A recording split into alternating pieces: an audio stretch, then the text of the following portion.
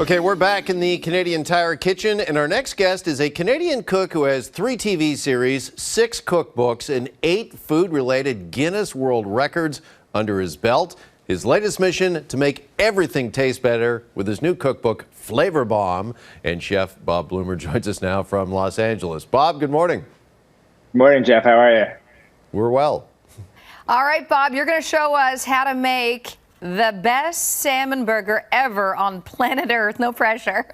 So tell us about the ingredients going into this burger. Sure. Well, first of all, everything that I make and everything I talk about in my book, Flavor Bomb, is about starting with a foundation and then building layers of flavor and texture on top of that, and then finishing everything off at the very end with some kind of final touch. So it's not like I'm sort of starting from scratch and I'm just going to magically produce the world's best salmon burger. And of course, I'm talking about this in the context of what you can make at home yourself. But what I'm doing is, again, I'm building these layers of flavor till at the very end, you've got something that is so much greater than the sum of its parts. All right, well, let's go over some of those parts. What are you putting in the patties? And we understand that you've got a bit of a different technique for crafting those patties, Bob. Don't believe the hype when it comes to crafting them. It's really about the ingredients and the way we're going to build the flavor. That's the beauty of this burger. So I'm starting with about a pound of beautiful sockeye salmon or whatever salmon is available to you. And then why don't I just add this to my food processor as we talk, because that's what we're going to do. We're just tossing all of this into a food processor. So a pound of salmon that I'm roughly chopping, and let's get this out of the way. By the way, welcome to my home kitchen. I'm in my natural habitat, which is a big change from traveling around, visiting television stations and using their kitchens. So this kitchen is 31 years in the making.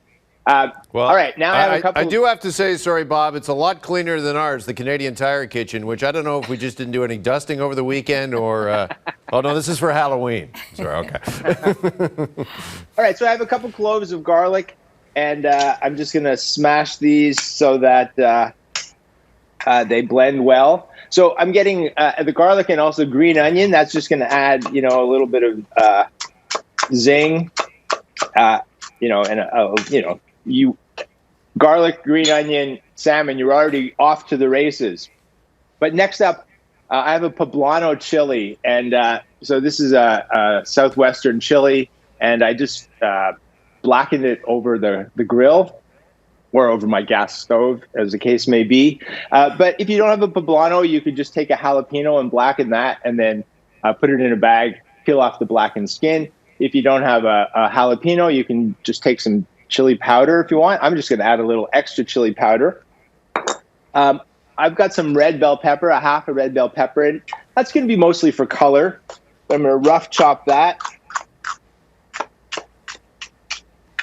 And add that. I was going to say, chopping before you put it in the chopper. Is that kind of like washing the dishes before you put them in the dishwasher? Truthfully, I want to no, that's a good question, because I want to maintain the integrity of the salmon. So I'm not going to pulverize it. I'm not going to put the food processor on, just let it go forever. I'm going to pulse it a few times. And so I want to keep the integrity of the salmon, nice little chunks of it. And if I were not to chop the bell pepper, I would get huge pieces of bell pepper. So now I have some cilantro for a little brightness. And a little bit of lemon zest, also for some brightness and freshness. So I have certain ingredients that are giving this depth and certain ingredients that are giving it a sort of light zing. I'm also going to take my lemon now and squeeze about a half of it into the processor. Now for some more depth of flavor, I'm going to add a little bit of Dijon mustard. And you're noticing that I'm putting a fair number of ingredients in this, but these are mostly things that you already have at home. Now, second to lastly, a little bit of salt and a little bit of freshly ground black pepper. And very lastly, to hold this burger together so that it holds together in the pan, I'm going to add 1 egg and some panko. So that's some breadcrumb. So we're going to give this a few pulses.